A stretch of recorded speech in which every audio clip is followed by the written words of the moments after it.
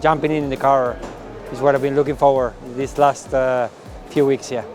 One of the things I love from motor racing is the spirit of the mechanics, because still it was a 200 kph impact, so it's a big impact, but everything worked perfectly. Yeah, it was quite badly damaged. Actually, the survival cell was damaged to a point where we couldn't fix it, so we had to rebuild a new one.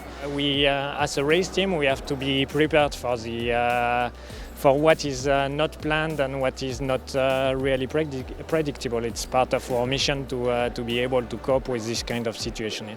Everybody is on the case. Yeah. I know I did a mistake. No one complained about it. They just went and worked, on the car, and they rebuilt the car, and they brought a brand new car for this race.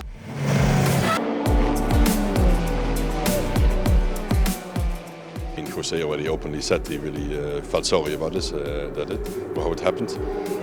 To be honest, we asked drivers to push. To be honest, we asked drivers to push and to go for a win. We moved to another track, a different track. I think it will fit more our car, and hopefully we can fight back.